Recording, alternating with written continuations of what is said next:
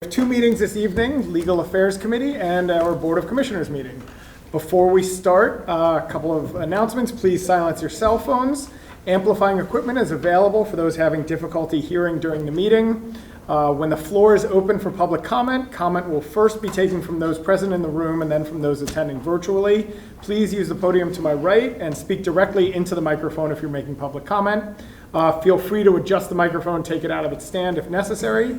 And for those on Zoom, please raise your virtual hand if you'd like to speak during public comment opportunities. And for all members of the public, please introduce yourself and where you're from prior to beginning your comments.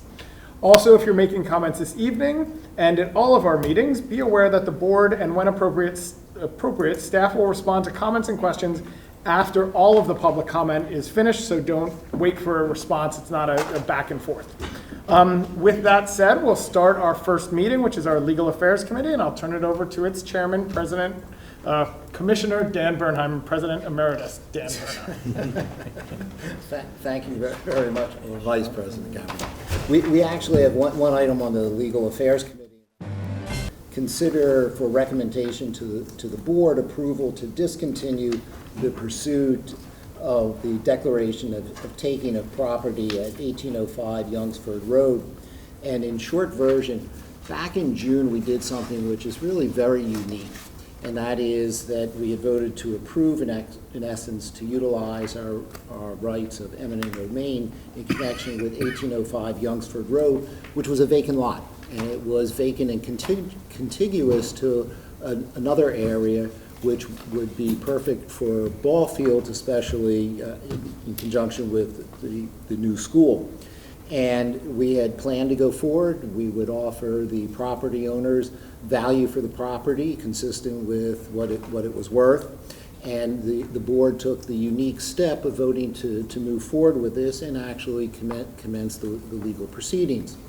The property owner, however, started construction quite rapidly of a fairly substantial residential house on the property, not for their own use, I understand, but to go ahead and sell. This is certainly their right to go ahead and do so. Some of us may have preferred if they had met with us to get the purchase of the property so that we could proceed for the ball fields. But as they continued with the process, we made the determination that this may substantially increase the price that we'd have to pay. We then would have to knock down this structure.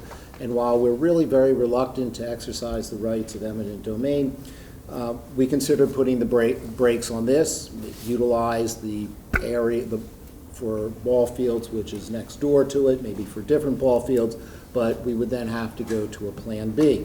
So that is the basis upon which we then have to consider this recommendation for approval to discontinue the pursuit of the declaration of taking for the property at 1805 Youngsford Road. So I'll officially make the motion. We get a second, then we can have questions and comments. We have a second on that. Thank you very much, Vice President Gabbard. Are there any questions or comments from any members of the board? All right. Is there any member of the public who would like to make a comment? Seeing none, we can then therefore call the vote. All in favor, raise your hand indicating aye. Any opposed? Seeing none, that so carries. Thank you very much. That completes the business of the Legal Affairs Committee for this evening. Thank you very much. And we will now call to order the Board of Commissioners meeting with a July 19, 2023 meeting of the Board of Commissioners of the Township of Lower Merion. Please come to order. If you have not already, please rise for the Pledge of Allegiance. I pledge allegiance to the flag of the United States of America and to the republic for which it stands, one nation, under God, indivisible, with liberty and justice for all. Thank you. Madam Secretary, if you would be so kind as to call the roll.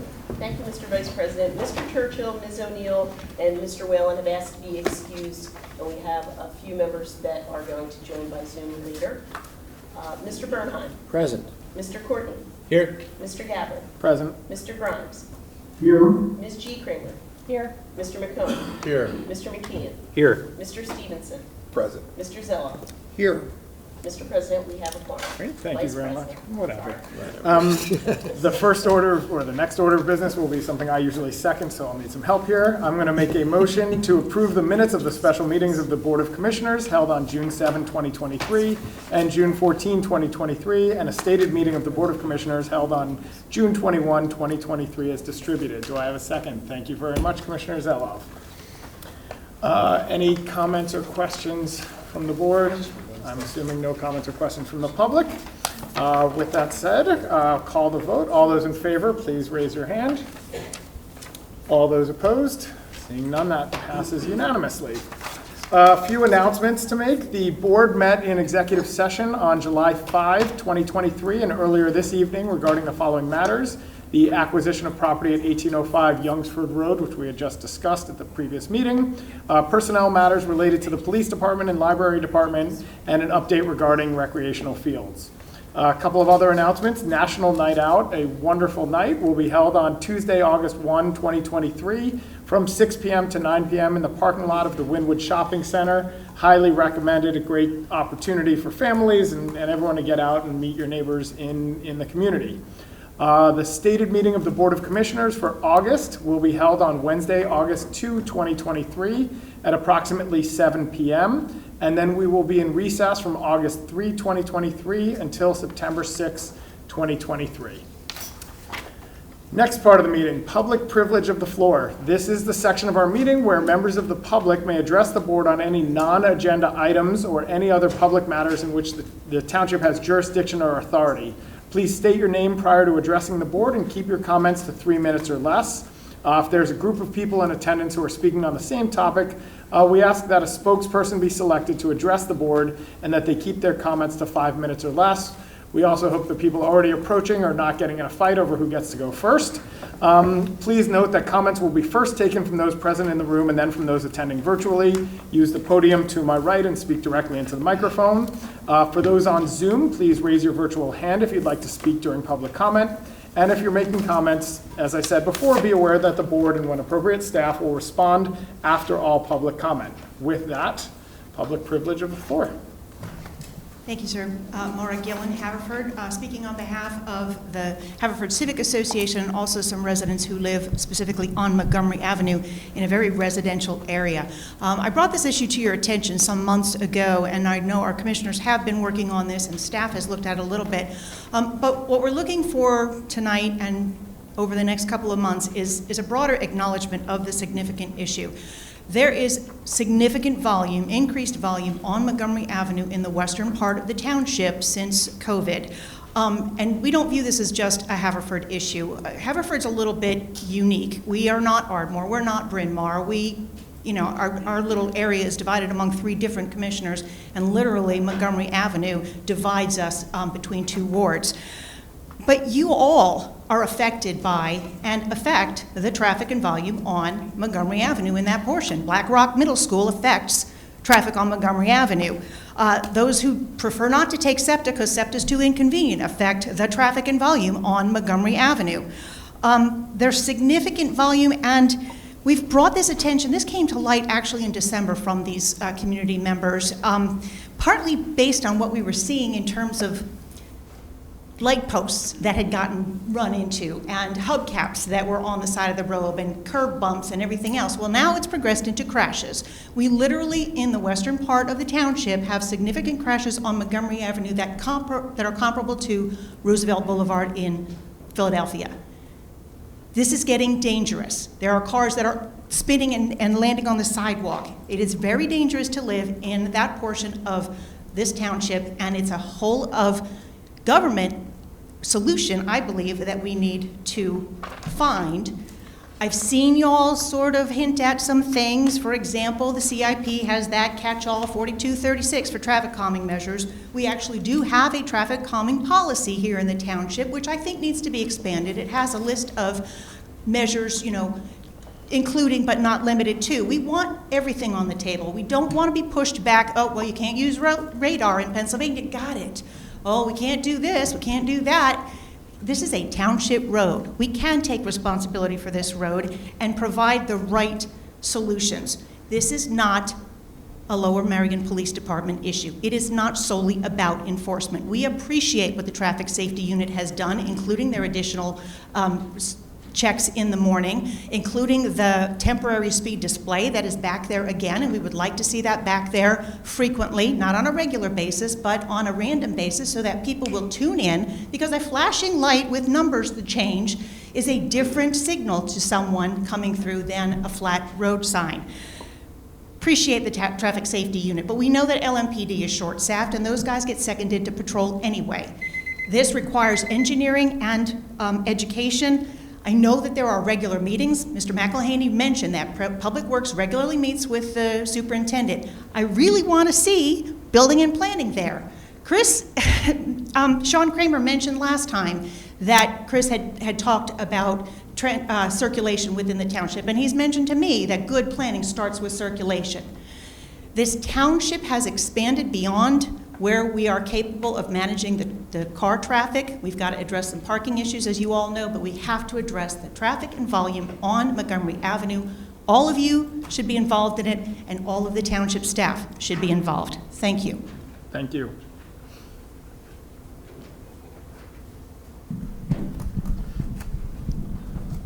Hi there, Dan Mercer. Whoops, maybe I'll just hold it. I'm just going to comment tonight on some of the things I've observed while doing environmental restorations in various township parks. And I'm not speaking for any of the groups that I might mention. It's just as a personal individual. One of the things that would really help would be on-site tool storage. I know some of the bathrooms appear to have storage areas. If we could just work to make sure that if there isn't sufficient storage in these buildings, that we could have tool lockers, money in the budget for tool lockers. It would also be helpful for watering.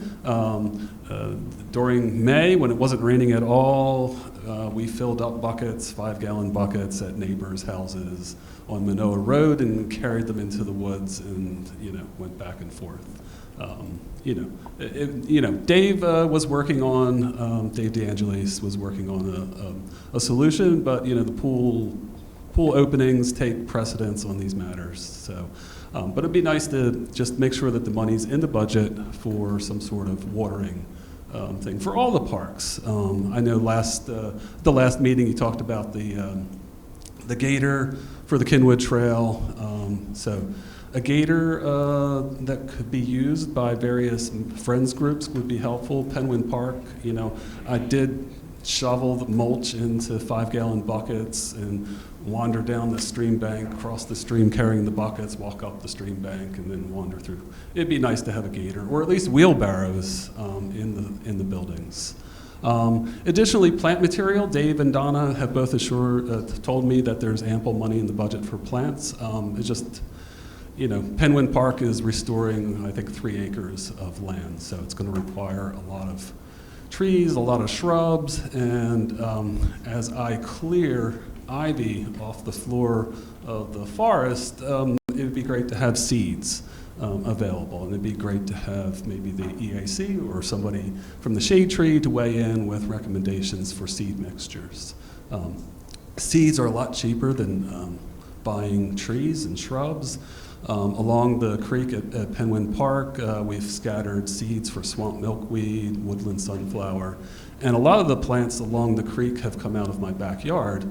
I just dug them up because there's too many of them, and we planted them. We're also working with a group in Haverford Township, and we've requested up to 1,200 trees and shrubs that would be free for Penguin Park and Wynwood Valley Park. There's no guarantee that we'll get any of them, but we're trying to do this as cheaply and thriftily as possible, but it's just, And one last thing, I ordered a tool for annihilating moldy flora rose, and my wife sort of yelled at me for spending $50 on it. And she's like, that township can afford to pay for it. So, it'd be nice to have some money in the budget for tools on site. So, all right, thanks.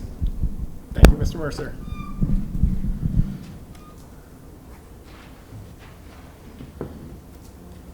Good evening. My name is Osher Lazar, and I'm a Marion resident. Dear commissioners, Thank you very much for taking the time to carefully review the Shade Tree Commission's annual report.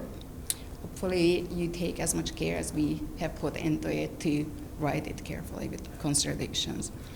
The analysis of the intern working for the sustainability manager last summer showed that our township's overall tree canopy is declining.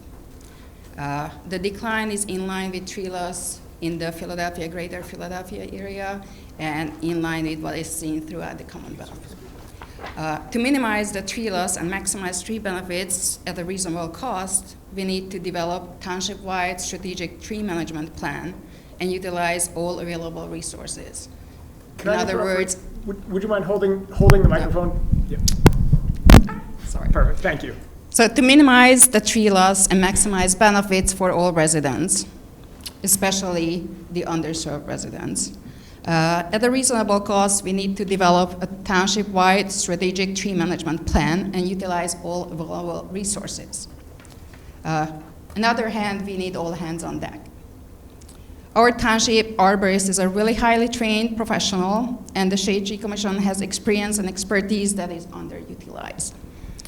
To better serve the township residents, an environment that is conducive to evidence-based decision-making, collaboration, innovation, and learning from mistakes are essential. Fortunately, there are industry standards and best management practices to avoid reinventing the wheel, and there are many municipalities that have already developed tree management plans or even implemented elements and are often willing to share lessons learned.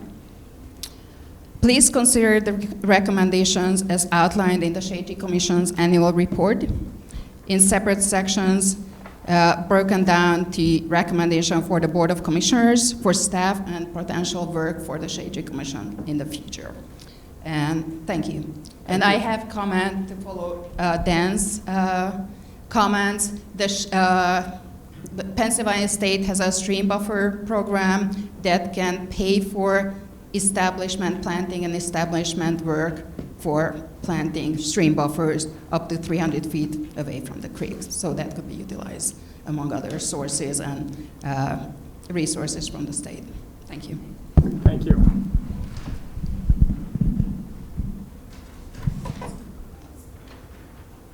Is there any other comment in the room? Seeing none, is there any comment online? Yes, I have Ms. Seltzer. I'm going to promote her to a panelist. All right.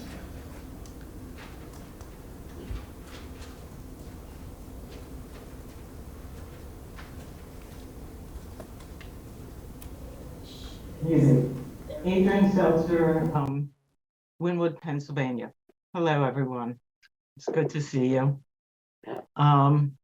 Two things. One, just so you know. Ms. Seltzer, is your camera turned on? Oh, wait a minute. I'm sorry. Here I am. Good to see you too.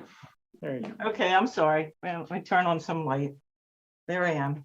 Fix the bangs. Always have to fix the bangs. I did watch the parts of the CIP and the commissioner's workshop, and I was a little surprised.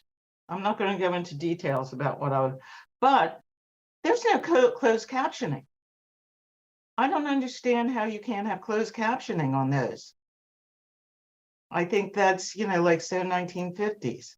So I think that's something that you should really look into, having LMTV have closed captioning. I looked all over. I couldn't find any way to do it. So if you do have it, it should be more readily accessible. Two, we're going to go on about trees. July 3rd was the hottest day on record on the planet, not in Lower Merion, on the planet, in over 100,000 years. And right now you have the ability to not allow, and as Ursula just said, the tree canopy has been declining in the township. And you have the ability to not let the trees at Oakwell be and that whole historical and environmental treasure that we have here in Lower Merion be destroyed. And I hope to goodness that you will not allow them to tear down that historic resource. You spoke about it last week about how you want to do more to keep historic resources in Lower Merion. This would be a good place to start. I thank you very much. Thank you. Anyone else online? Okay, so in addition to those comments, we did receive written comments which were circulated to the commissioners. If you'd like to read the full text, please contact our wonderful township secretary who will gladly share them with you. To summarize the two we received, Joseph Abramson of Bala-Cynwyd wrote regarding the requirement for business owners to charge customers for bags, which was part of the recently enacted single-use plastic carry-out bag regulations. And Michael Pollack of Ardmore wrote about a number of topics, again, that the board had all read. With that said, are there any responses to public privilege by members of the board? Seeing, Commissioner Stevenson. Thank you, Mr. Vice President. Want to thank folks for coming out to make their comments. Want to make a comment to Ms. Gillen's comments about traffic in Montgomery Avenue. I would agree that it is an issue that has been a conversation, and I know that working with my colleague, Commissioner Zoloff, and talking with the members of the staff and also with the police, it has been a conversation that we've had and continue to have to address those things. I would be remiss, however, if I did not add to the fact that, you know, I've said this when I first became a commissioner, and I will continue to say this. This is a reactionary to continued conversation about development.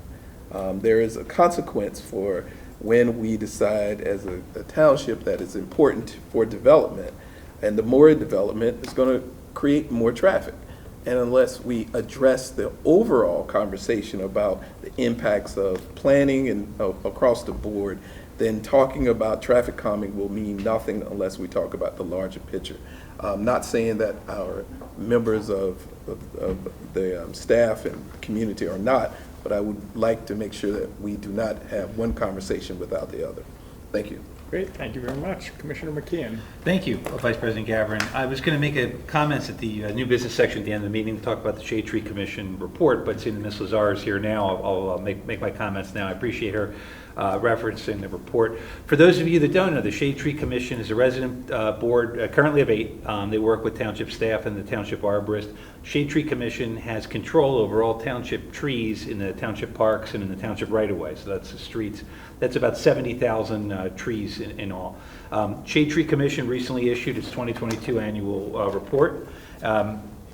That is, it outlines the activities that the Shade Tree Commission undertook in 2022. Some examples are coordinating with staff on a variety of issues related to township shade trees, providing assistance with developing an RFP for a tree canopy plan, reviewing various development plans, suggesting amendments to the township code, community education and outreach efforts, recognition of Arbor Day. In addition, the annual report provides recommendations for activities and goals for 2023 and 2024 for both the Shade Tree Commission and the Board of Commissioners. And if you look through the report, there's too many to name, but there's a lot of great ideas, and it's full of recommendations. If you want to see the annual report, it can be found on the township's website by navigating to the Shade Tree Commission page, which can be found on the drop-down menu for the Shade Tree Division, which is under the Department of Public Works. Can you say it? Never mind. Yeah. Thank you. All right, thanks. We can rewind if need be. Thank Okay. you, Commissioner McKeon. Any other comments? Commissioner Zoloff. Thank you, Vice President Gavin. I would also like to respond to Ms. Gillen's comments about speed on Montgomery Avenue as a follow-up to my colleague Commissioner Stevenson's comments. As he noted, he and I are working closely and frequently with the Traffic Safety Unit and Sergeant Colflesh. There has been a number of initiatives, including a traffic study, including new signage, including increased enforcement, including the speed displays that were mentioned. And there's more to do. There is a focus on initiatives to slow traffic on a very busy road. It's busy for many reasons. The reason I like the site, among many, and I don't mean to suggest it's the only reason, but ridership on SEPTA continues to be low, and it's nowhere near what it was in 2019. So please ride SEPTA.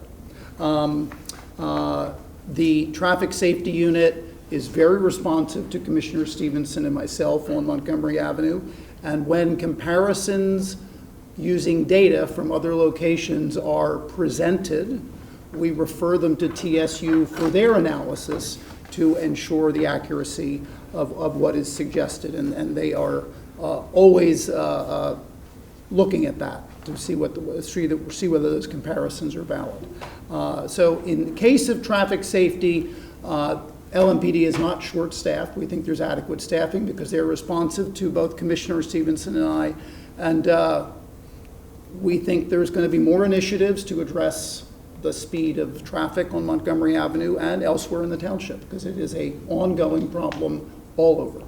Thank you. Thank you, Commissioner Zeloff. Commissioner Courtney. Thank you, Vice President Gavin. As the third commissioner representing Haverford, I'll put my 2 cents in. I've personally been experiencing Montgomery Ave traffic the past couple of weeks driving my kids to camp. I usually don't go west on Montgomery, and I was shocked at how bad the traffic is given that school is out. I'm guessing it's going to be a lot worse come September.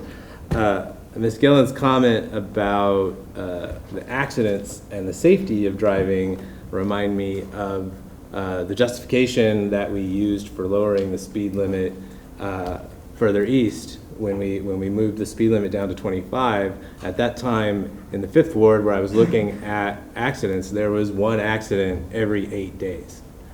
It would not surprise me if that was also occurring further west, and that should be used as a justification to reduce the speed. Now, has the speed limit reduction been effective? I mean, people are still speeding. Maybe they're not speeding by as much. If we really want to have an effective change to the rate of traffic and to the flow of traffic, we do need to consider a road diet, in my opinion. I understand what Commissioner Stevenson is saying, that us allowing development and increased density is contributing to this problem, but the cat's out of the bag. A road diet, in particular, a change to a 3-lane configuration along Montgomery Ave would have the effect of allowing greater throughput of traffic due to less people being stuck waiting for others to turn. And it would also increase safety because people wouldn't be changing lanes as quickly as they can to speed up and to get out of the turning lane when they are stuck behind someone. I personally have been hit twice on Montgomery Ave within a block of my house, and both times it was someone trying to get out from behind someone waiting to turn left. I would love to see some data on how this is going on Wynwood Road, because that is the 3-lane configuration. I am certainly in favor of exploring more along those lines, and it's something that I think we have taken up in the Ardmore Master Plan, and if it can work there, it can certainly work further west. So. Thank you, Commissioner Courtney. Any other? Commissioner Bernheim. Thank you very much, Vice President Gabbard. And I won't go into traffic, or we could probably be here all night with some of the discussions we have had and undoubtedly will have, but it's a systemic problem that we've been dealing with, candidly, with little success. That being said, what I did want to comment on, and I'm glad, Commissioner McKeon, you made reference to the Shade Tree Commission report, because it is really excellent. The idea of planning ahead is so critical, and I think Commissioner Zeloff may be experiencing this as well. Both of us are fortunate enough to have second homes up in the Poconos, and they are the beech trees are all dying, and they can't be saved. And the problem is, everybody knew it was coming because it's been coming across the nation, and there was no plan in effect. And I sit on a committee now that's trying to do it, and to some degree, it's like shutting the barn door after the horse left. But it is a really significant problem. So to see the planning that was in the report and the concept of trying to stay a step ahead, where we had the ash borer trees here that died, and then knowing what we need to do about it, I applaud those that put that together, and I think it's a great thing with a lot of fantastic suggestions that we should follow through. Then one other item, we did receive A comment from Mr. Abramson was about the 10-cent charge in connection with plastic bags, and he noted where there were a number of different manners in which it was reported within the ordinance, which seemed to be inconsistent, and Paloma Vela, our sustainability manager, was nice enough to quickly point out that it may be necessary to improve that language so that it would read, if the retail establishment provides a complainant bag for the purpose of carrying goods or other materials away from the point of sale, it shall charge the commissioners a fee of no less than 10 cents per complainant bag. This charge shall be reflected in the sales receipt. She's absolutely correct. That was the intent passed by the board for this. I didn't vote for that. Commissioner Courtney and I had a little bit of a debate. He thinks that it will influence people. My humble opinion is that members of Lower Merion, their decisions don't turn on a dime, and I would make the change to eliminate it. But if it's going to be true to form as to what was actually voted and intended, that would be the language, and I think that clarifies some of the confusion that was brought up in the email that was sent to us for comment. With that, thank you very much. Thank you, Commissioner Burnham. And I think you meant charge customers 10 cents, not charge the commissioners 10 cents. Because that certainly would change behavior if people knew we were paying 10 cents for every bag they used. That'd be at least $10 then, right? So, any other comments from the board? Just a couple comments from myself. Ms. Gillen, thank you for bringing that issue up. It is a very important issue, one we all take seriously.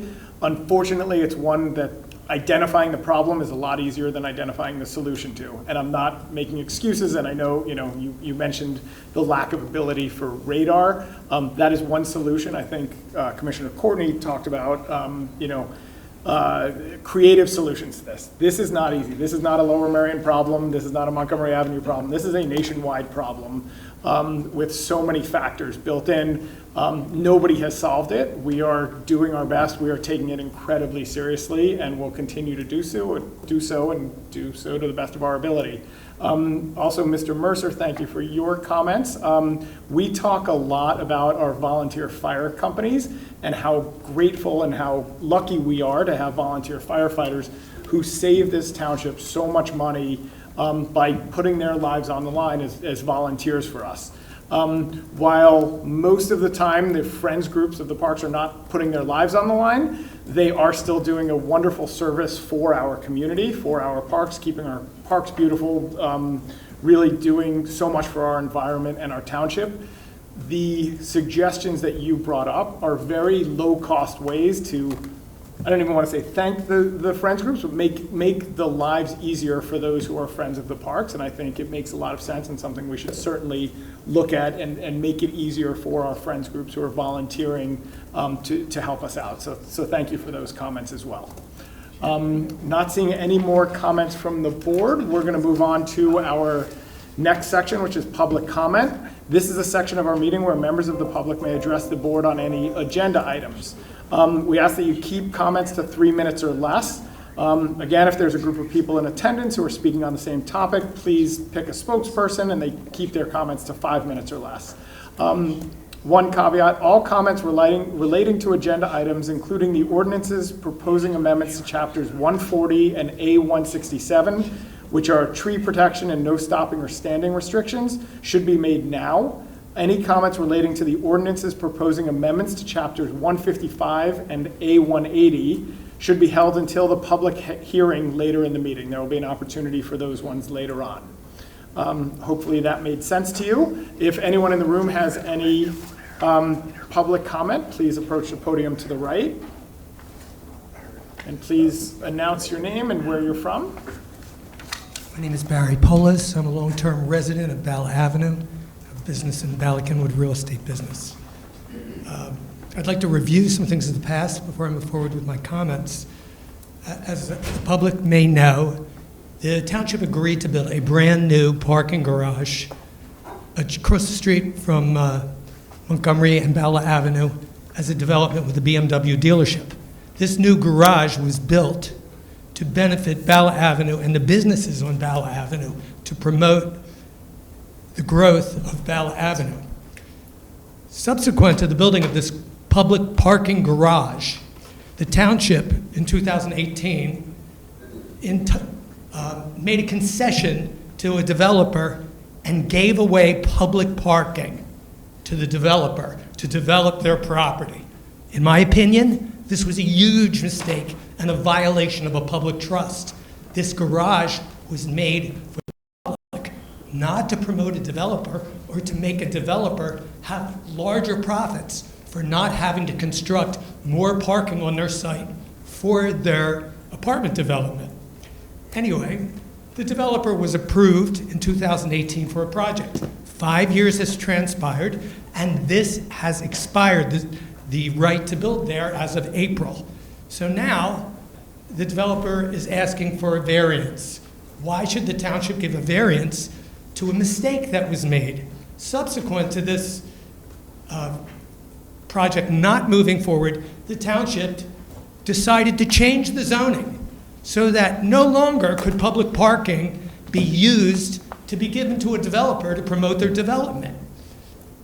By giving a variance to this particular developer or to any developer, what this does is it allows for this mistake to continue. The township has a chance now to remedy this mistake and to take away the right to use the parking garage, which also results in the scale of this project being reduced and it being more commensurate with the size of a development on Bala Avenue. I circulated this letter to you, which you have all received, and I encourage the public to look up my letter. And you've also received numerous comments supporting my position. And I also say that Roger Moog, former president of the Bala Cynwyd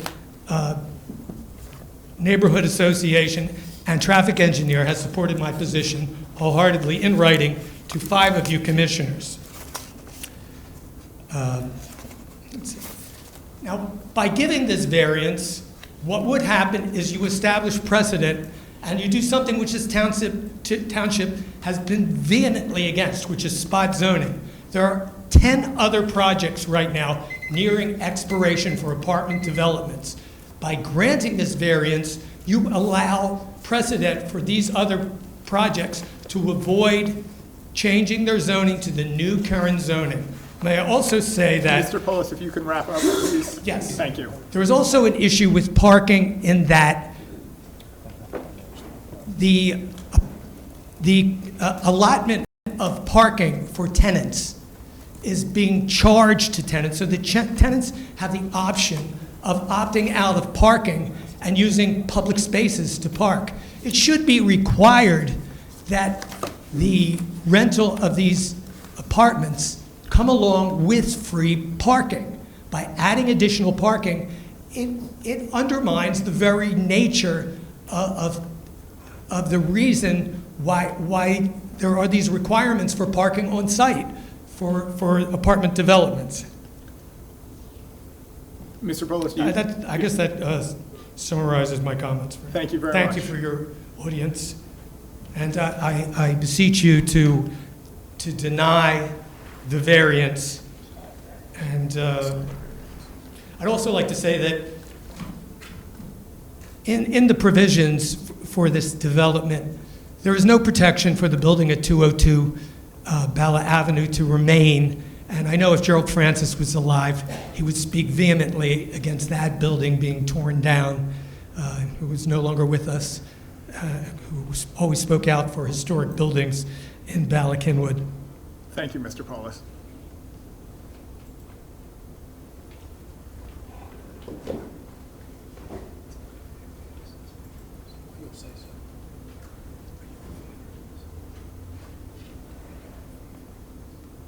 Good evening, Alicia and Josie Bala Cynwyd.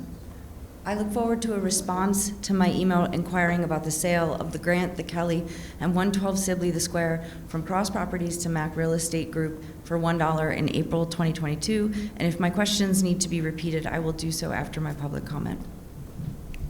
First, thank you to Commissioners McKeon, Stevenson, and Vice President Gavin for voting nay on the extension request at the June 14th BMP committee meeting. This is fully consistent with resident concerns raised so far. Thank you. At least one commissioner has, when considering land development, said not to dredge up the past, but instead to look to the future. So let's do that. Specifically, let's talk about sustainability. You can demolish an old building and pave the lot for a mixed-use building plus a parking garage in the name of densification and development, but the impact on our community bears long-term consequences. More water flowing into roads and sewers instead of being absorbed by the earth contributes to increased runoff and water drainage in local waterways. It causes more local flooding, such as at the intersection of Conshohocken State Road, Montgomery, and Ballot Avenues. And if what I said sounds incredible to you, please spend the next heavy rain at the corner of 1 Montgomery. It contributes to more regional flooding, such as the unprecedented flooding of the Schuylkill River a few years ago. Digging out the lot that now exists after demolition was done for Phase 3 of the 2018 Land Development Plan and essentially paving it with a new building will cause an increase in heat absorption. The heat will be trapped in surfaces and slowly emitted at night, keeping air temperatures higher. This will lead to significant impact on wildlife and vegetation that are not accustomed to the higher temperatures. Higher temperatures which will also impact resident health and energy consumption as people stay inside for the air conditioning, travel by air-conditioned vehicles instead of by foot or bicycle, and go to places with air conditioning. All of this directly correlates with more people and vehicles. The parking will continue to be problematic because a mandate to follow newer zoning regulations is not included in this new covenant. Yet, parking will also be necessary given the lack of reliable, nearby, and accessible public transportation. For example, current SEPTA service to Ballot Avenue has decreased since 2018, which was the opposite of what was expected and promoted to the community when the land development was approved. You have a serendipitous opportunity to vote no now. You can prevent the redevelopment of another large collection of property parcels on North Ballot Ave using old Lower Merion zoning codes and permits. One reason that you all changed the relevant sections of our zoning code was township-wide concern about overdensification and erosion of the character and pre-existing LMT neighborhoods and their related small commercial areas. The original land development plan that you approved in 2018 instantiated the types of concerns that parts of the 2020 zoning code were intended to remedy. And now you, and thereby Bala Cynwyd residents and our township, have the chance to require an updated plan that can consider sustainability efforts that our township is working so hard to make our new norm. Thank you, Commissioner Courtney, and all of you who have supported Lower Merion Township's new sustainability initiative and detailed stepwise plan for changes. Wouldn't it be lovely if we attracted more pedestrians and cyclists with an open-air, public-use space that truly called upon our resident artists, craftspeople, and performers? Wouldn't it be amazing to walk to a pop-up market or a community garden? This land is perfect for a natural amphitheater. My parents and their parents did not know how coal and gasoline and emissions would destroy our shared earth. They didn't understand these were limited resources, but we do. You do. You have an opportunity to help us do and achieve better. Our children and our grandchildren need you to prioritize the immediate and broader future. Saying no to the extension request by Cross Properties will be a significant and important step for Bala Cynwyd and for Lower Merion as we move forward building community and improving sustainability. Thank you for your time. Thank you.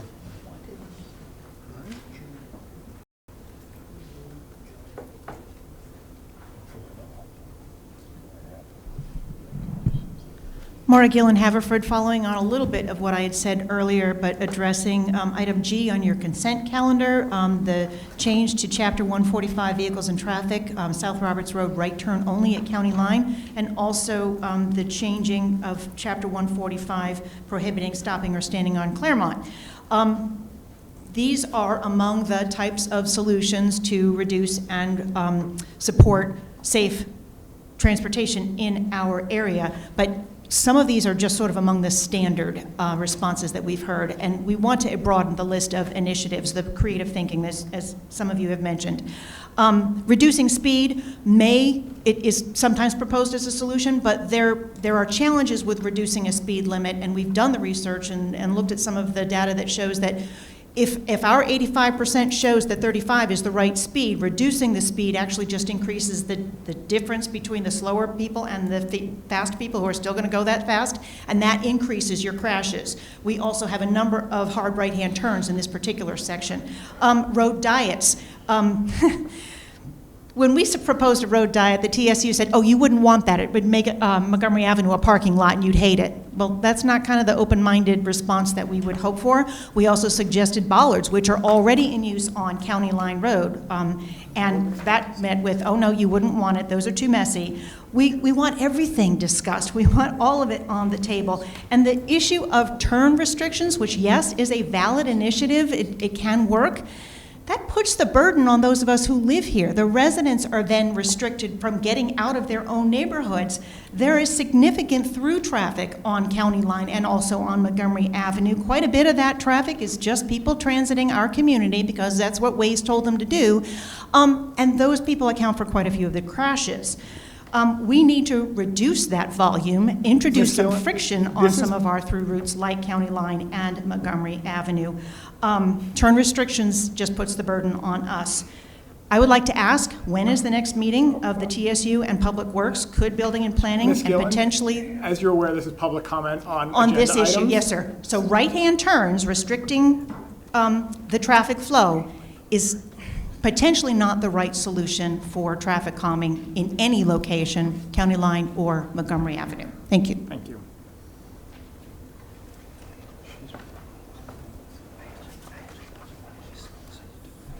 Hello, I'm Carla Marat from Marion.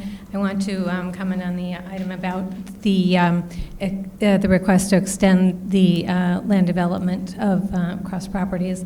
I want to just second what Mrs.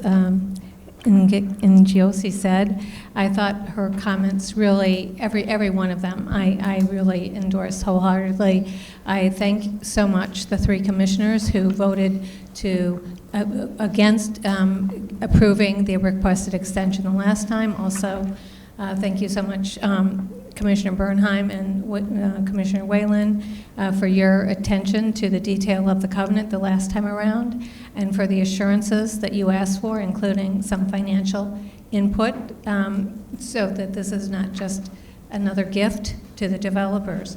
I can't understand why so many of the commissioners were relatively new after all the concern by residents across our township about the over-densification decisions that were made. For example, the City Avenue District mega rezoning proposal, the ordinance that was passed in 2012 over township-wide resistance and alternative suggestions from residents.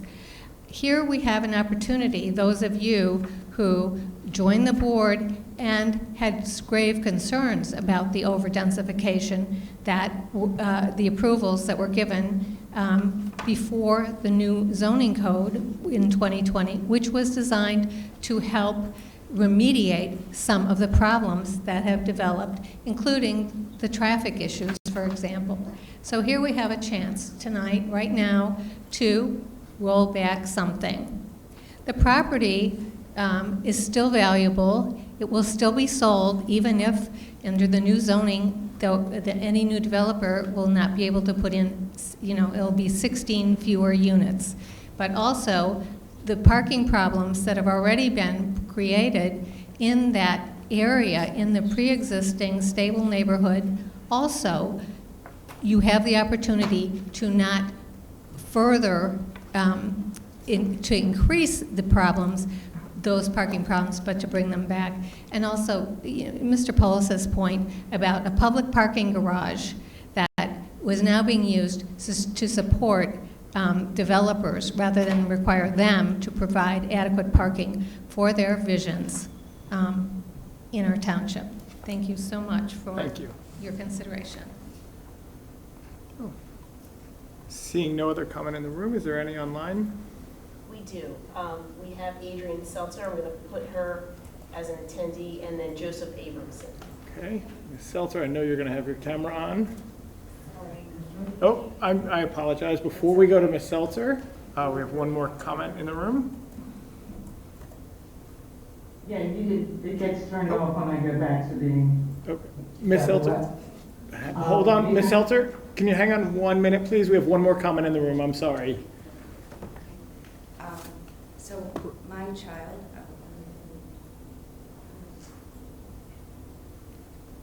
child, Ellie and Josie wrote this, so I promise this is their words. They're just very nervous.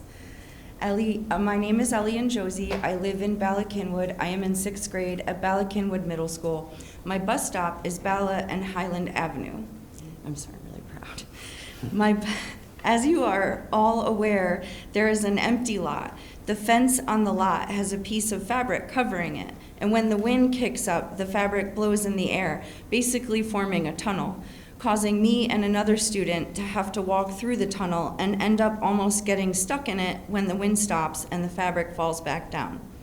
Another thing is, when the wind kicks up, the fence falls down, causing me and the other student to have to walk in the road. As you know, cars park in front of that lot, meaning I have to walk almost in the middle of the road, putting my and the other student's life in danger because the fence will fall down and nobody will pick it back up. It also makes the sidewalk inaccessible to people, and especially people who have disabilities and who may use assistive technology. The purpose of a sidewalk is so we don't have to walk in the road, but the fence makes it so we have to walk in the road. There's bricks and sandbags on the bottom of the fence to hold it down, but those don't work and get pushed into the middle of the sidewalk. I have tripped over them, and I can't move them because they are heavy. I've lived in my apartment since 2017, and that building became a lot in 2019. This has now been years that the fence has been falling over and putting people's lives in danger and making the sidewalk inaccessible. The fence is supposedly there to keep people out of the lot, but I see people getting into the lot because the fence falls over. The company who owns the lot are in charge of keeping the fence up, and they are obviously not successful at that. My point is, why should you extend the time when we don't know if they will finish it? Thank you. Ellie, thank you for those comments, and I'm sorry you're going through that. We will work with the owner to see if we can get that addressed, because that's not right for you. Ms. Seltzer, thank you for your patience. Oh, no problem. I also want to speak to the approval extension request. I think I'm somewhat confused because even though you voted for it last week, the developer asked that it be tabled. So I don't understand how it's on the agenda for today. But aside from that, maybe someone can explain that. You just spoke during public privilege of the floor about density in the township and traffic on Montgomery Avenue. And here you have a chance, and I said this last week too, you have a chance to use the current zoning with this developer, who apparently, from the last comment, does not really care about the neighborhood. There are 2 children that are impacted. And you talk, we were talking about the Ardmore Master Plan last week, about how we need the lower density for traffic. And I just don't understand how you can vote for this when you have this amazing opportunity to not go forth and create massive density, when you have the opportunity to create more community space there through the new zoning, that you would go and extend this.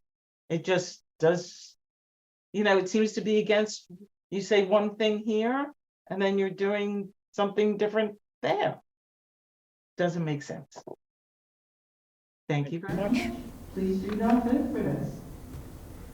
And Madam Secretary, you said there was somebody else. There we go. Mr. Abramson. Mr. Abramson. Good evening. Joseph Abramson, Bala-Cynwyd. First, I want to take your attention back, your memory back maybe a year or 2 or Jody, we need Mr. Abramson to speak up. Sorry, can you hear me? Barely. Barely. I don't have control over the volume.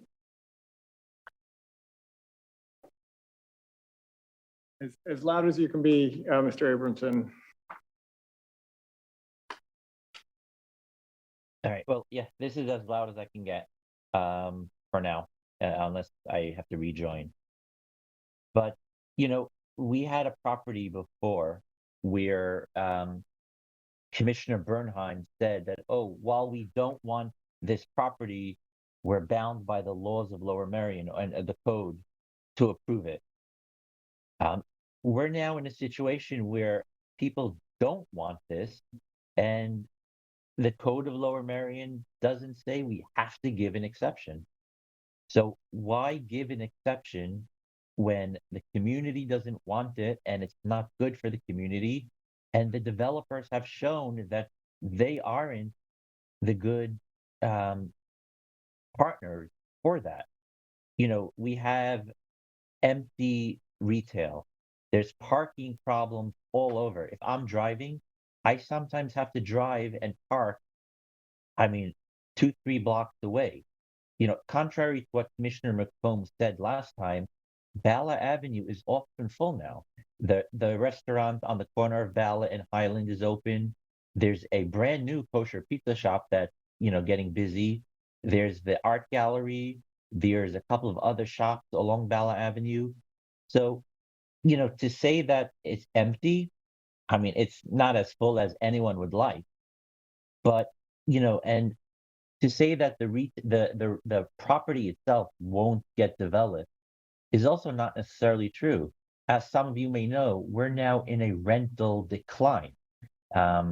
So, there's not going to be a market for another huge property. There probably will be a market for a smaller property where parking doesn't have to be taken as part of those requirements. But more importantly, it's sending a bad message to the community when we changed the zoning code specifically because of overdevelopment.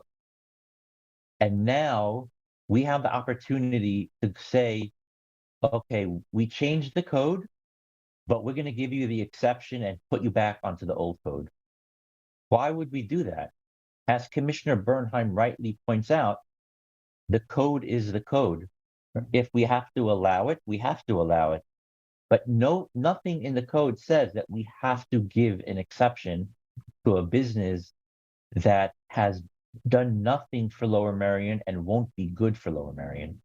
So I urge you to reconsider and to vote no on giving this exception request. Thank you. Thank you, Mr. Abramson. Any other comments online? No. Seeing none, there are a few written comments that I will summarize. Again, these were distributed to the board as a whole, and the board has read these comments, and if you need them, feel free to reach out to the Township Secretary. Parker Barassa wrote with concerns regarding the extension requested by Cross Properties. Ethan Frank of Marion wrote in support of the Bala Avenue project extension request.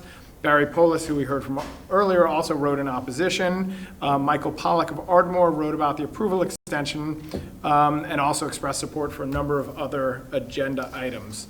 With that said, does anyone on the board have any response to public comment? Yes, Commissioner Kramer. This is in response to several people's comments, and I think reflects my decision to support this extension. This project is basically a good one, and I went to many presentations on it 5 or 6 years ago when it was first being proposed.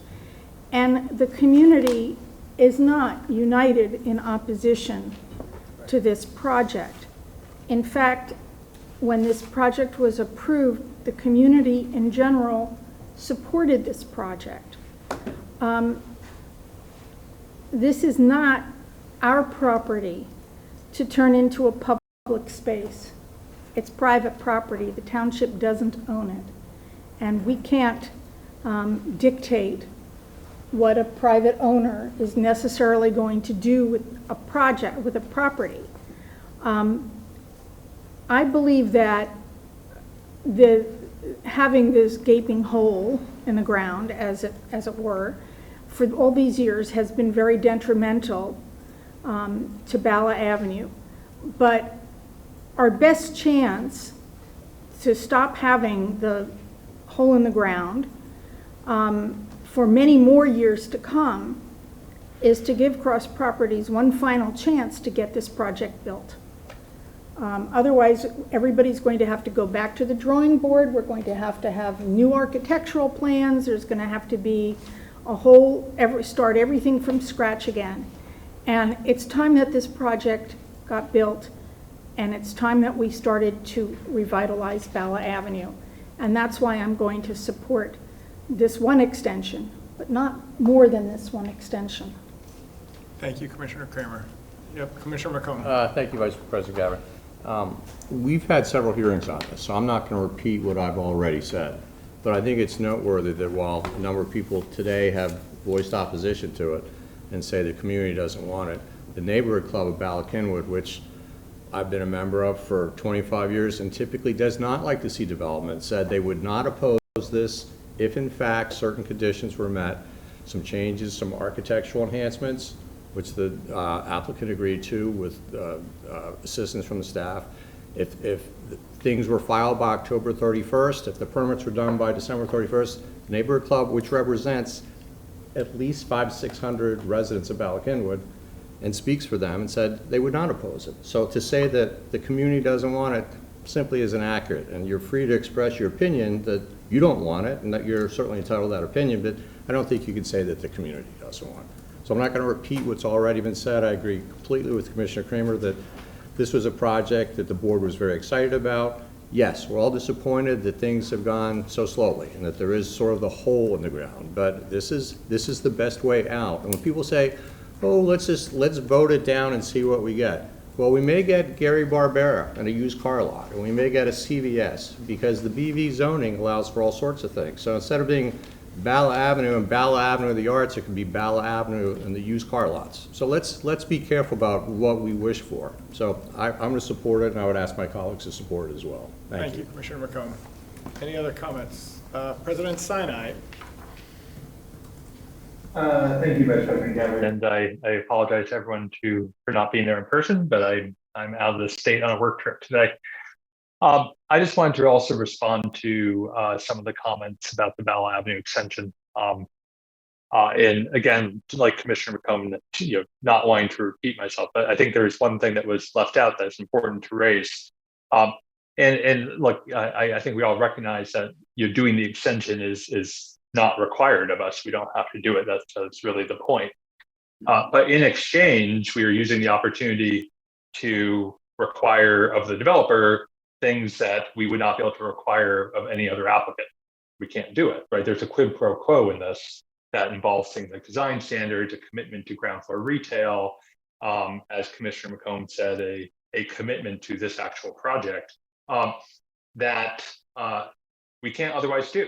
Right. And so it's a short extension, and a short extension to see if we can get something better than we initially approved.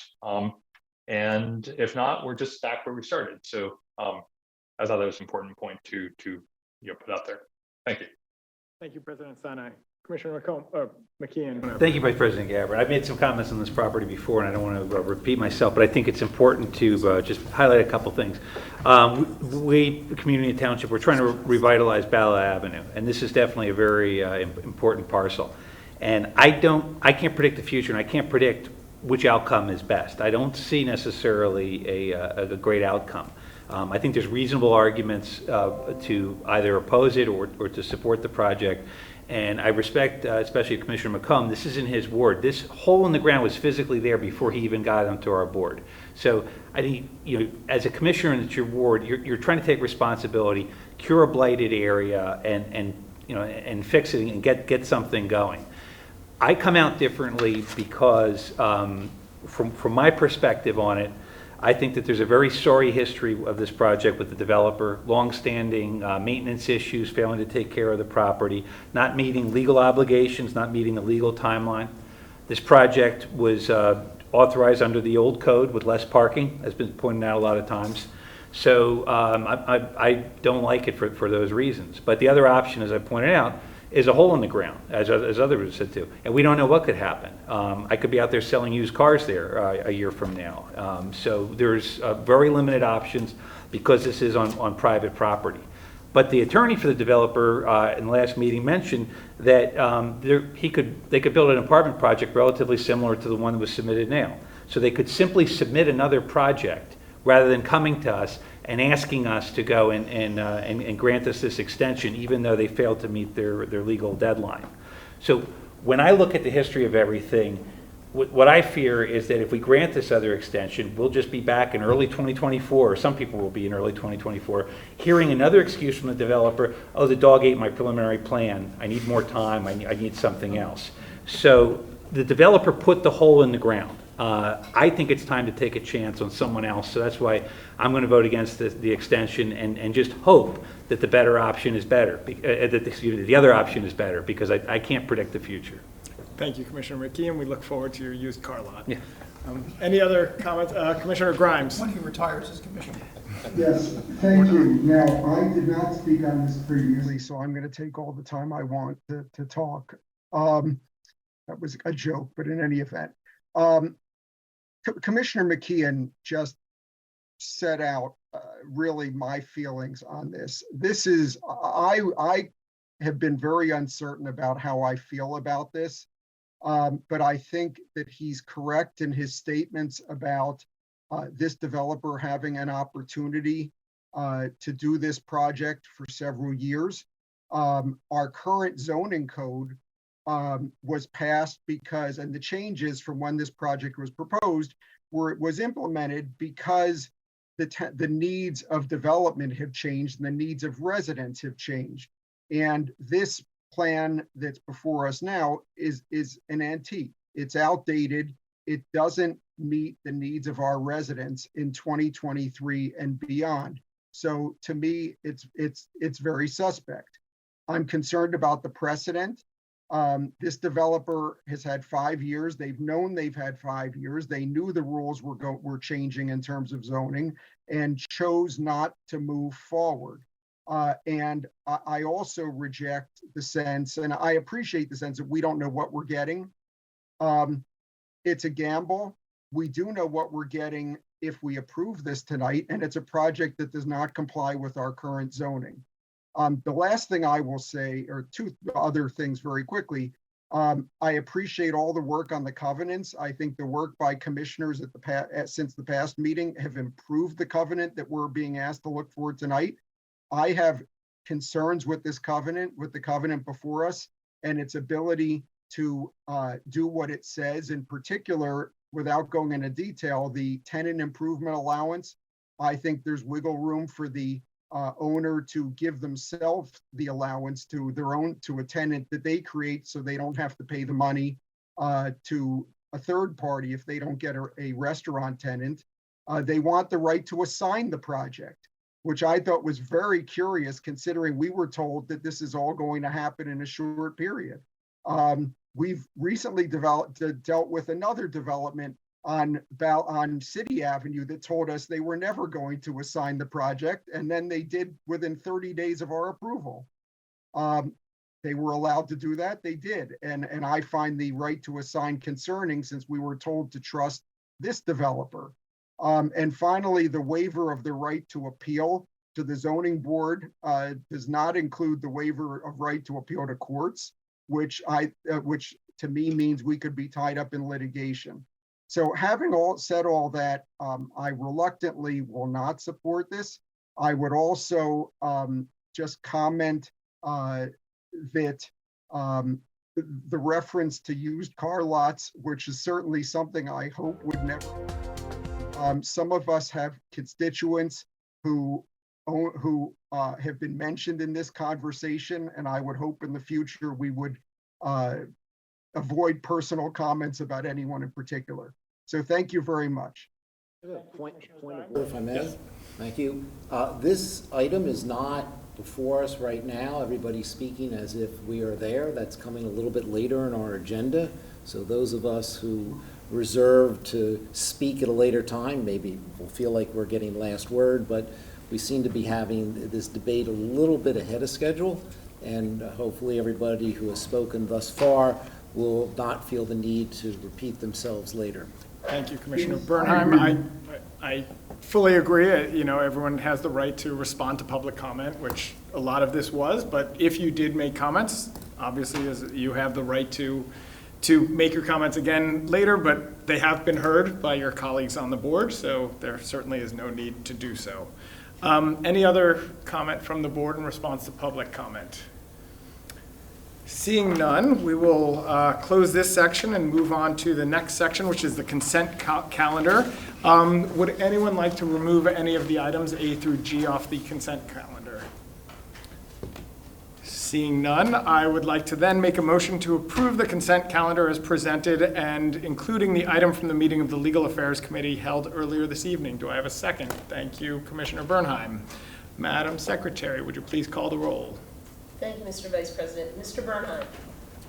Aye. Mr. Courtney. Yes. Mr. Gavin. Aye. Mr. Grimes. Yes. Ms. S. Kramer. Yes. Ms. G. Kramer. Yes. Mr. McComb. Yes. Mr. McKeon. Yes. Mr. Stevenson. Aye. Mr. Zelloff. Aye. Mr. Sinai. Yes. The consent calendar is duly adopted. Great. Thank you, Madam Secretary. We will move on to an item that I don't really know too much about, which is an approval for an extension request. I will call Ms. Dirks. I believe you have some comments to make. I will make some brief comments. As you are aware, this was before the Building and Planning Committee in June.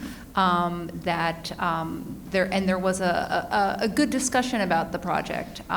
There were also a number of concerns brought up during that discussion. Staff has used the time between that June Building and Planning meeting until now to have discussions with the applicant and find ways to address the concerns. Staff provided a memo that outlined the major changes that were made to the covenant. Specifically, the three areas that we pointed out was the ability for the applicant to seek zoning hearing board approval if the milestones are not met, which they have waived, and that language has been added. The concern about an inter-township tenant relocation language has been added for that. And then we've also added some additional provisions for tenant fit out. And really the purpose of that is to really lower the bar to ensure that we're getting a high quality commercial user in that space and making that as seamless as possible. We did work really closely with the Township Solicitor's Office as the covenant was being reviewed and revised. There is one comment that I would like to add, and I appreciate that it was brought to our attention, but there was language in section 1 of the covenant that speaks to the use restriction, and it is the last sentence of that paragraph, and we're asking that that be removed. We've told the applicant that we would like that language be removed, and he is accepting of that. It's located on page 4, at the top of page 4. And the language is, in order to facilitate occupancy of the designated food and beverage space, the Board of Commissioners shall not unreasonably withhold approval of any such relocation request. We've also spoken to the Township Solicitor about this, and he agrees with the removal. I'm happy to answer any questions anyone has. Great, thank you very much. Does anyone on the board have any questions or comments for Ms. Dirks, or comments on this issue generally that may have not already been made? Seeing no other comments. Well, questions. Questions or comments. Let's get it all out on the table. Commissioner Bernheim. Yeah, all right, then thank you very much. This is candidly not an easy decision, because I think some of the arguments that have been made by Commissioner G. Kramer and Commissioner McComb are somewhat compelling as to reasons for which to go ahead and do this. However, there's great reluctance as well, and all of that's been articulated very well thus far. So I seek not to be redundant, but the fact that this has been vacant, in essence, a 5-year period, and now we are to assume that in like 90 days, October 31, 2023, miraculously, we're going to start to have these plans, sort of stretches the... Speak up a little. Okay, sort of stretches the elasticity of logic a little bit beyond its breaking point for belief, and thus I think that is one of the reasons that Commissioner Grimes might state that we are, or did state, we may be confronted with further extensions down the line, which, if I'm reading the tea leaves here, nobody would then, at that point, would be inclined to do. So the question is, have we reached that saturation point of the extension of this particular project now, or is it in 90 days when we have some other problem? And I think that we're at that point. A comment was made by Commissioner G. Kramer that you cannot dictate what a private owner can do with your property. That's correct. Thus, the concept of saying, all right, we're going to get some higher-end food service in there, we can't require that. And the way that the language in the is written is it can be, food that is takeout or food that's eaten on the premises, and I don't want to name any particular fast food type of organization, but that would fit within that definition. I don't think that's what would come there. I said, but you can't guarantee something of that nature. And we have recently watched time and time again with other projects which were designed with the concept of a mixed use of some form of commercial and residential, and you get the residential. The example we use over and over again, because it's such a prime one, is the Luxor. Drive by it on Presidential Boulevard. It's still vacant, that entire first floor. Given all that's gone on currently in Bala-Cynwyd, I don't believe it's reasonable to anticipate you'd have the same problems. In addition, the whole concept's 5,000 square feet. You're not getting high-end luxury food service with 5,000 square feet. And $200 a fit-out in today's world isn't going to get you very far anyway. So while the concept seems okay to a degree, it is not one that pushes it over the edge for me to say that we should go ahead and grant this extension. It would be nice, as was also quoted, get the property built. But this is going to take a period of time. And then, similar to Bala Avenue, it is fair to assume that if this extension is granted, we will be dealing with somebody else who would be coming in to acquire to go ahead and build this, or this builder would have done so before now. It has sat there vacant for a reason, and that generally is one that is economically driven as well as market driven. So while I appreciate the concern is we don't know what's coming down the line, this doesn't answer the question for us. What it does do is it extends something which has a plan which had been brought to us under the new code, we would not be authorizing. So I think those arguments that have been presented to us are extraordinarily compelling. And while some people have made some comment about cross properties, I indicated once before, I've had other dealings with them, and they handled themselves as professionals, which is why I find it so difficult to witness this in this property that has sat for so long, recognizing there must be something else that's going on, and that something else is an item which gives me comfort in extending this any further. I've reached the enough is enough point earlier maybe than some of my colleagues who would do it later in October. So for that, I cannot support this. And again, I do appreciate the comments of the ward commissioners, and it's very rare that many of us may vote inconsistent with the recommendation for the ward commissioners, because their boots are on the ground, and more often than not, they have a better feel than most of us. So it is an unusual vote that I will be taking, and hopefully they won't get too mad at me. Thank you, very Commissioner much. Bernheim. Commissioner Zelloff. Thanks, Vice President Gavin. I am persuaded that a one-time short-term extension makes sense. I don't think this is precedent setting at all. I think each time something like this comes forward, which is very rare, it stands or fails on its own merits. I think the 3 changes have significantly improved the terms, and I am not really willing to go against the ward commissioner. I think the ward commissioner's view in something like this is vital. Thank you. Thank you very much. Commissioner Courtney. Thank you, Commissioner Gavin. I'm quickly scanning the memo. I just wanted to comment on the argument that we should reject this extension so that we could get a plan under the new zoning code. My read of our zoning map and the new zoning code, this is City Avenue District Bala Village, CADBV, which the standards of which predate the new zoning code, and we pretty much just copied in to the new zoning code. This same development potentially could come in under the new code. So as much as I'd like to say, like, let's start over, 5 years should have been enough time, I'm willing to go another year on this, given that what could potentially come after it is basically the same possibility.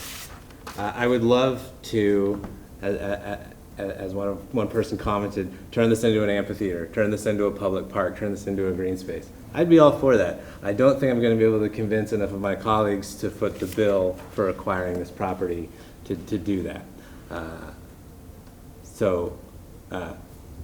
I'll end there saying that I'm going to support this tonight with some reservation. Thank you, Commissioner Courtney.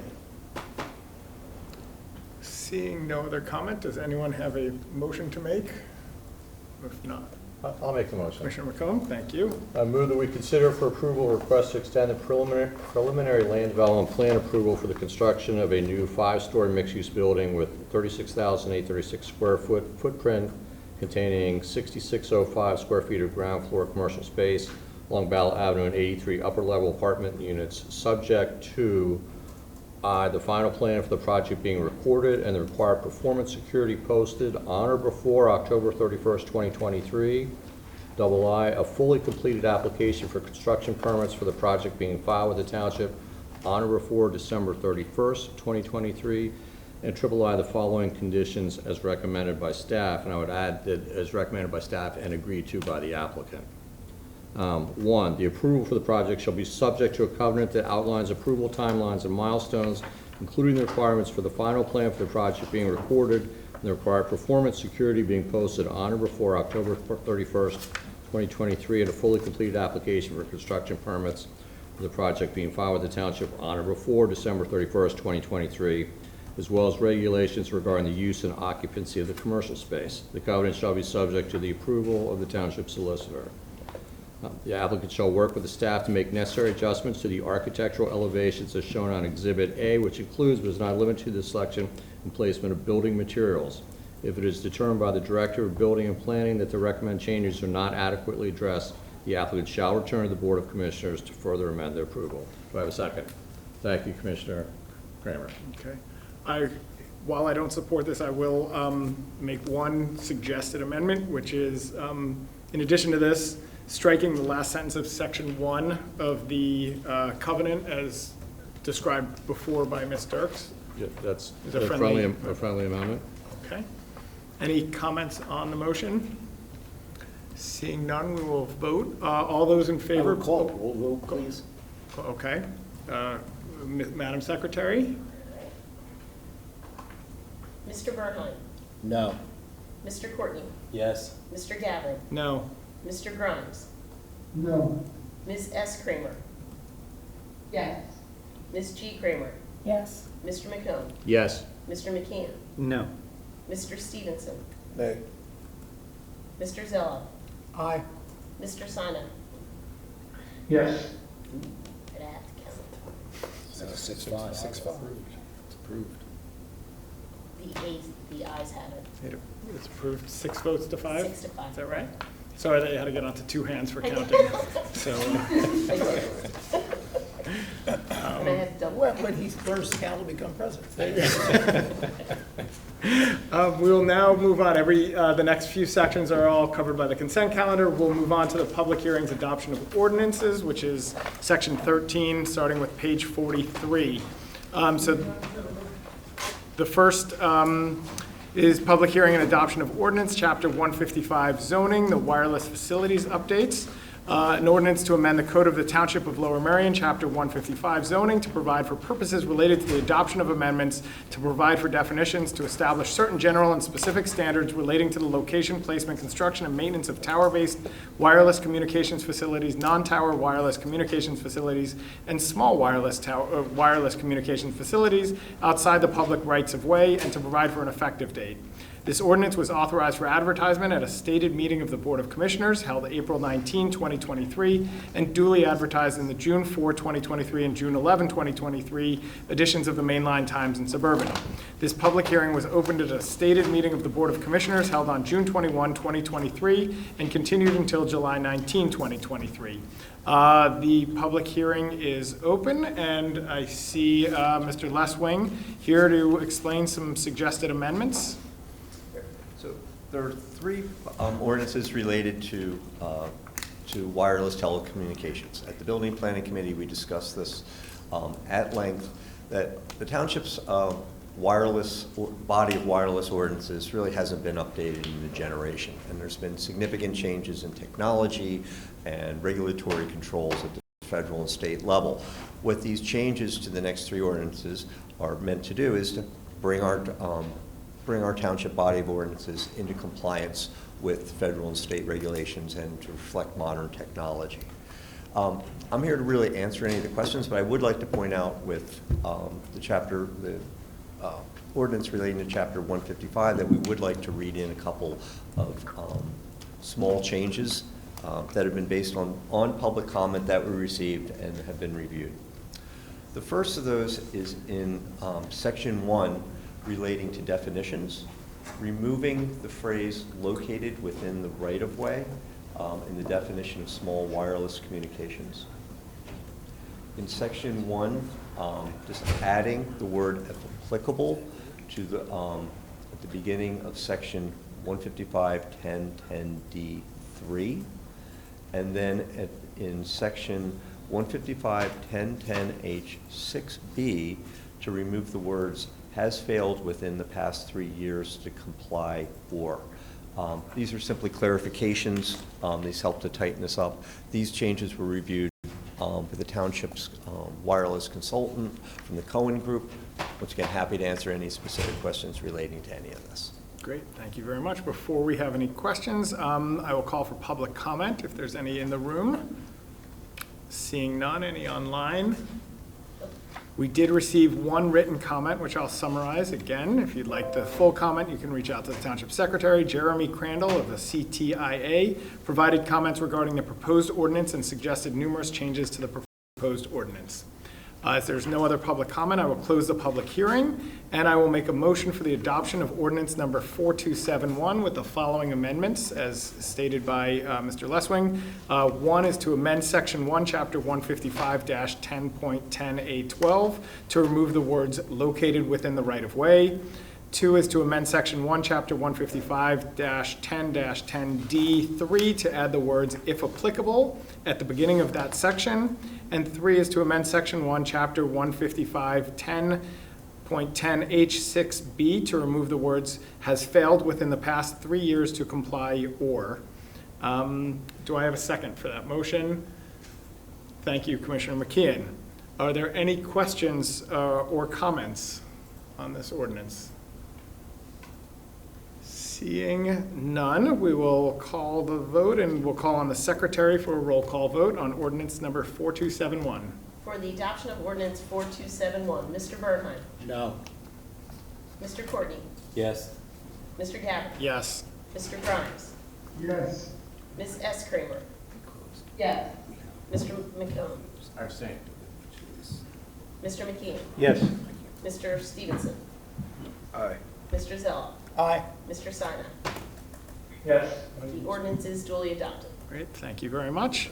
The next matter is on page 62, which is the adoption of ordinance chapter 140, telecommunications facilities, wireless facilities updates. It's an ordinance to amend the code of the Township of Lower Merion, chapter 140, telecommunications facilities, to provide for purposes related to the adoption of amendments, to provide for definitions, to establish certain general and specific standards relating to the location, placement, construction, and maintenance of wireless communications facilities within the public right-of-way, to provide for the enforcement of said regulations, and to provide for an effective date. This ordinance was authorized for advertisement at a stated meeting of the Board of Commissioners held April 19, 2023, and duly advertised in the June 11, 2023 edition of the Mainline Times and Suburban. At a stated meeting of the Board of Commissioners held on June 21, 2023, adoption of this ordinance was postponed until July 19, 2023, which coincidentally is right now. I will make a motion for the adoption of ordinance number 4272. Do I have a second? Thank you, Commissioner McKeon. Any questions or comments for Mr. Lesswing? Seeing none, Madam Secretary, if you would do a roll call vote on ordinance number 4272. Mr. Bernhardt? No. Mr. Courtney? Yes. Mr. Gaffney? Yes. Mr. Grimes? Yes. Ms. S. Kramer? Yes. Mr. McComb? Yes. Mr. McKeon? Yes. Mr. Stevenson? Yep, aye. Mr. Zell? Aye. Mr. Sinai? Yes. The ordinance is duly adopted. Thank you, Madam Secretary. We will now turn to page 80 of your agenda, the adoption of ordinance chapter A167, fees, wireless facilities updates. An ordinance to amend the code of the Township of Lower Merion, chapter A167, fees, to provide for the creation of certain fees and the increase in certain fees relating to the installation and maintenance of wireless communication facilities. This ordinance was authorized for advertisement at a stated meeting of the Board of Commissioners held April 19, 2023, and duly advertised in the June 11, 2023 edition of the Mainline Times and Suburban. At a stated meeting of the Board of Commissioners held on June 21, 2023, adoption of this ordinance was postponed until right now, July 19, 2023. I will make a motion for the adoption of ordinance number 4273. Do I have a second? Thank you, Mr. McKeon. Any questions or comments from the board? Seeing none, Madam Secretary, a little roll call vote action on ordinance 4273. Mr. Bernhardt? Yes. Mr. Courtney? Yes. Mr. Gaffney? Yes. Mr. Grimes? Yes. Ms. S. Kramer? Yes. Ms. G. Kramer? Yes. Mr. McComb? Yes. Mr. McKeon? Yes. Mr. Stevenson? Aye. Mr. Zell? Aye. Mr. Sinai? Yes. The ordinance is duly adopted. Thank you, Madam Secretary. We'll now turn to page 83, public hearing and adoption of ordinance, chapter A180, historic resource inventory cleanup amendments. An ordinance to amend the code of the Township of Lower Merion, chapter A180, historic resource inventory, to modify listed addresses by correcting spellings and other minor errors, to improve consistency with the township's official address listing, to remove duplicate, redundant, and inactive addresses, and to add specific addresses in Suburban Square. This ordinance was authorized for advertisement at a special meeting of the Board of Commissioners held June 7, 2023, and duly advertised in the July 2, 2023, and July 9, 2023 editions of the Mainline Times and Suburban. I hereby open the public hearing. Hello, Mr. Pritchard. Would you explain the suggested amendments and any other comments? Yes, we are suggesting two amendments to the list. There were properties on what we called East River Road, which turns out is simply River Road. It was correct as it currently is listed in the inventory, so we would like to ask that those two be removed. Great. Thank you very much. Is there any public comment for this public hearing?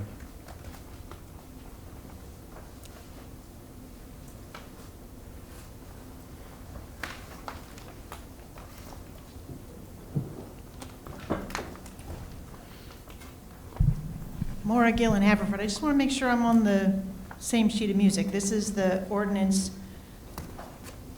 that changes a number of the issues on A180, not just the two mentioned. Okay.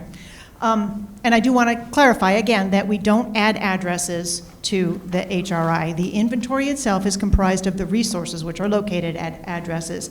I've said before, when proposing a change to the inventory, it's appropriate that the database entries be reviewed during that amendment process. That should be the standard. I was pleased to be able to get those entries on request today, and I do understand that the Board of Commissioners got those entries as well. We hope that the Historic Resource Inventory database will be available publicly in the future. And I do appreciate the efforts to document the architectural history of each of those contributing buildings. It's very interesting to read if you have not had a moment yet. I do want to repeat my previous comment, however, that this group of resources are best described as a district, and I recommend identifying and adopting a suburban square district. That would not prevent the Class 2 designations proposed here, but would be more consistent with state and federal guidance. Documenting those buildings as contributing resources in a district would change the review process. Individually designated resources in this community are reviewed individually by the Historical Commission. But changes to resources in a district are reviewed by the HARB for the effect of those changes on the overall character of the district, and only the changes visible from a public right-of-way are reviewable. I think it's notable that the Historic Resource Information sheets, the database entries, highlight storefronts and facades. So you're going to achieve the same impact and review authority by creating this suburban suburban square district, but then you wouldn't be going overboard. It seems to me that if you create a district, that's the appropriate next step. Leaving the resources as individually classified because you want more control over them. You want to look at the entire 360 instead of designating it as a district, which is most appropriate. That's not right. That's heavy-handed, and you need to look at that again, please. Thank you. Thank you, Ms. Gillen. Is there any public comment online? There is not. Okay, I will close the public hearing and make a motion for the adoption of ordinance number 4274 with the following amendment in section 1, deletion of GL009, which is 24 East River Road, and deletion of GL019, which is 40 East River Road. Do I have a second? Thank you, Commissioner McComb. Are there any questions or comments for Greg or anyone else, frankly? Seeing none, Madam Secretary, time for another roll call vote. For the adoption of ordinance 4274, Mr. Bernheim. Aye. Mr. Courtney. Yes. Mr. Gabbard. Yes. Mr. Grimes. Yes. Ms. S. Kramer. Yes. Ms. G. Kramer. Yes. Mr. McComb. Yes. Mr. McKeon. Yes. Mr. Stevenson. Aye. Mr. Zella. Aye. Mr. Sinai. Yes. The ordinance is duly adopted. Thank you very much, Madam Secretary. We will move on to page 87 of the agenda, which is public hearing and adoption of ordinance, chapter 155 zoning, minor cleanup amendments. An ordinance to amend the Code of the Township of Lower Merion, Chapter 155, entitled Zoning, Article 2, Definitions, Section 155-2.1, Definitions of Terms, to revise the definitions for accessory buildings and accessory structure, and also create definitions for playhouse and treehouse. Article 3, General to Districts, Section 155-3.6, Projections, subsection C, Porches, to prohibit the erection of living space or balconies above existing enclosed porches. Article 3, General to Districts, Section 155-3.6, Projections, subsection D, Awnings, to revise the maximum permitted slope for awnings to 2 to 3 rise over run. Article 5, Uses, Table 5.3, Use Regulations, to revise the requirement for active ground floor commercial for multifamily, small multifamily, large, mixed use, and row house within the VC, TC1, TC2, NC, LI, RHR, BMV1, BMV3, BMV4, CAD-RCA, and CAB-BV districts, where applicable, to now require a minimum of 80% of the ground floor building facade to be devoted to active ground floor commercial use. And Article 9, Sign Standards, Table 9.1, permitted sign locations and permit type to include standards for the NC district.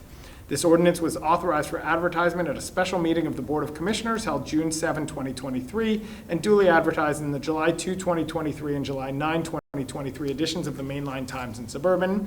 I will now open the public hearing. Mr. Lesswing, do you have any explanation for the amendments? No, Chairman, I thought we presented them at length at the Building and Planning Committee, but I do have just a couple of clarifications I'd like to read into the record. The first is relating to section 2 relating to porches. We would like to change that section of 2A to remove the words rear or side before setback. And then in section 4, just further clarifying the section on active ground floor commercial. It should now, what we're suggesting now is to remove the word building. So that phrase will read, a minimum of 80% of the ground floor primary front facade must be devoted to active ground floor commercial use. And we're actually adding the word primary front. That's the definition that's in the zoning code, so we're bringing it all into conformance so it all reads well together. Happy to answer any of your questions. Great, thank you very much. I will now open the public hearing, or I already did that maybe. Any public comment on this matter? Anyone online? No, it's online. Seeing none, now closing the public hearing. And I will make a motion for the adoption of ordinance 4275 with the following amendments. Amend section 2, chapter 155-3.6C2A to remove the words rear or side, and amend section 4, chapter 155, table 5.3 to replace building facade with primary front facade in the sentence, a minimum of 80% of the ground floor building facade must be devoted to active ground floor commercial use. Are there any questions or comments from the board? Yes, Commissioner Bernheim. Thank you very much.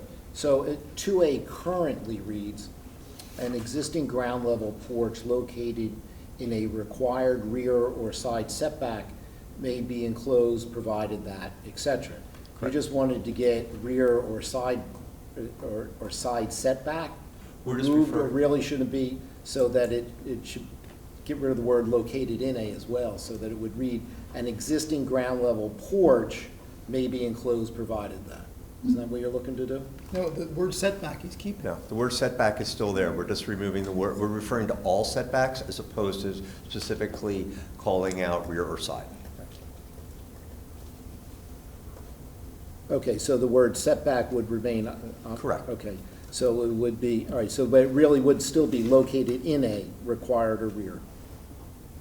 Required Right. setback. Located in a required setback. Located in a required setback. Got it. You know what? Forget that. That never happened. Thank you very much. Right. Any other questions or comments? Yes, President Sinai. Thanks, Vice President Gavin. Chris, I have a question for you. It's also about the same change that Commissioner Bernheim was asking about. So this is for porches in setbacks, and there seems to be something significantly different, at least to me, about enclosing a porch in a front setback versus one in the side or rear setback.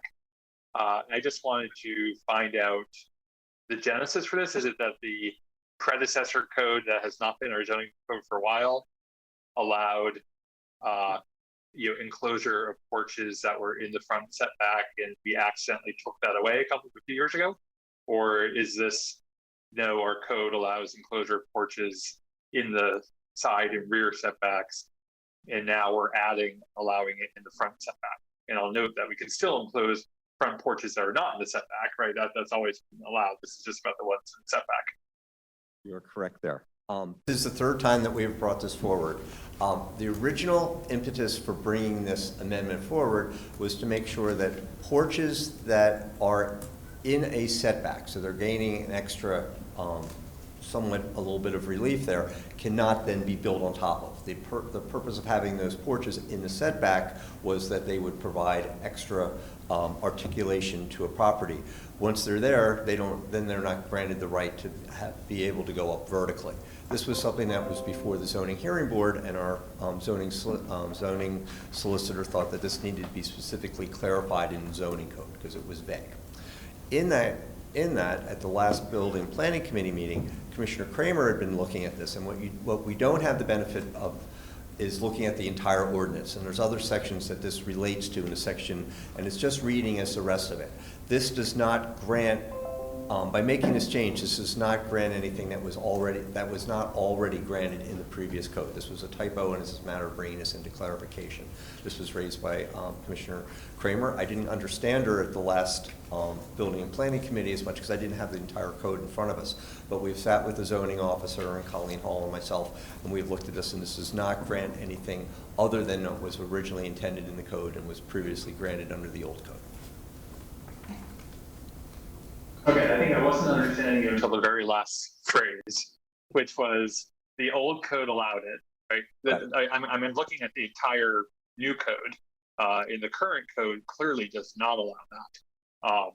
And so what you're saying is that that was not an intent in the new code. That wasn't like deliberation we have. We're like, okay, we're going to, it's extended into the front setback. We're not going to allow those to be enclosed because we care about the articulation with them being open. We're not giving people the right to extend their buildings into the front setback by virtue of closing these. You're saying that that was always allowed under the old code, and we accidentally just neglectfully left it out of the new code. You are correct. Okay, thank you. Great, thank you. Any other questions or comments? Before we go to the vote, I realize I did not have a second on that, on my motion. Do we have a second for the motion? Thank you, Commissioner Kramer.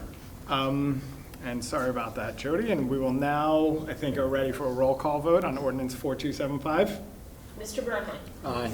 Mr. Courtney. Yes. Mr. Gavin. Yes. Mr. Grimes. Yes. Ms. S. Kramer. Yes. Ms. G. Kramer. Yes. Mr. McComb. Yes. Mr. McKeon. Yes. Mr. Stevenson. Aye. Mr. Zell. Aye. Mr. Simon. Yes. The ordinance is duly adopted. Thank you, Madam Secretary. And we will now turn to page 94 of the agenda for our penultimate adoption of ordinance, Chapter 101, Natural Features Conservation, Tree Protection Standards. An ordinance to amend the Code of the Township of Lower Merion, Chapter 101, Natural Features Conservation, Article 1 Definitions, to add a definition for tree protection zone, and to amend Article 2 Minimum Conservation Standards to provide specific standards for the protection of vegetation from mechanical injury, grading change, and excavation. This ordinance was authorized for advertisement at a special meeting of the Board of Commissioners held June 7, 2023, and duly advertised in the July 9, 2023 edition of the Mainline Times and Suburban.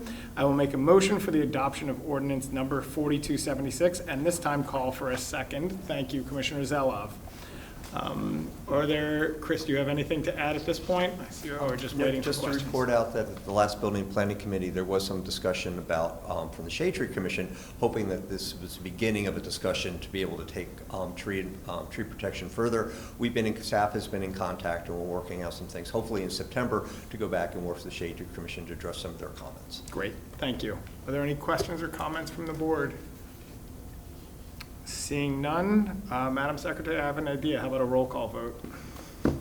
For the adoption of ordinance 4276, Mr. Bernheim. Aye. Mr. Courtney. Yes. Mr. Gavin. Yes. Mr. Grimes. Yes. Ms. S. Kramer. Yes. Ms. G. Kramer. Yes. Mr. McComb. Yes. Mr. McKeon. Yes. Mr. Stevenson. Aye. Mr. Zell. Aye. Mr. Simon. Yes. The ordinance is duly adopted. Thank you very much. And our final ordinance, it's adoption of ordinance chapter 145, vehicles and traffic. No stopping or standing on Clairemont Road, North Stone Ridge Lane, and Spruce Lane. It's on page 98. An ordinance to amend the code of the Township of Lower Merion, chapter 145 thereof, entitled Vehicles and Traffic, Article 15 schedules by imposing a stopping or standing prohibited restriction weekdays from 7:30 a.m. to 4:30 p.m. on both sides of Clairemont Road from West Montgomery Avenue west for 235 feet, on both sides of Spruce Lane from West Montgomery Avenue northeast for 280 feet, and on both sides of North Stone Ridge Lane from West Montgomery Avenue west for 410 feet. This ordinance was authorized for advertisement at a stated meeting of the Board of Commissioners held June 21, 2023, and duly advertised in the July 9, 2023 edition of the Mainline Times and Suburban. I will make a motion for adoption of ordinance number 4277. Do I have a second? Thank you, Commissioner McComb. Any questions or comments for staff? I do. I just want to thank both our parking department and our police department. This came in as a temporary, and our township manager, as a temporary measure with the opening of Black Rock Middle School. It really helped, and thank you to all of the parents, and I know all of the parents of children at Black Rock Middle School are watching right now. But thank you for actually going into the school to pick up and drop off your children and not clogging up the neighborhood streets. It is not a problem just at Black Rock Middle School, it's a problem at all the schools around the township. And just a reminder to please, we have an issue where our institutions and our neighborhoods really kind of mesh together. And when you have people using the institutions and then kind of spreading out into the neighborhoods creates a lot of problems for the neighbors.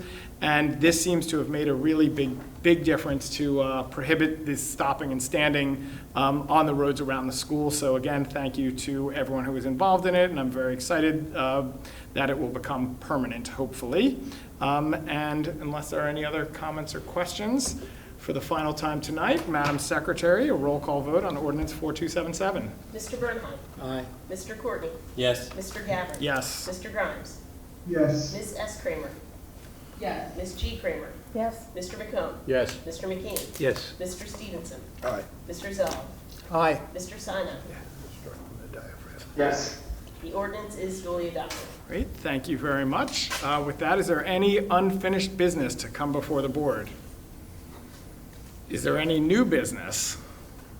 And Mr. McKean, you're good with your comments from earlier? Anything else? With that said, this meeting is hereby adjourned. Thank you very much.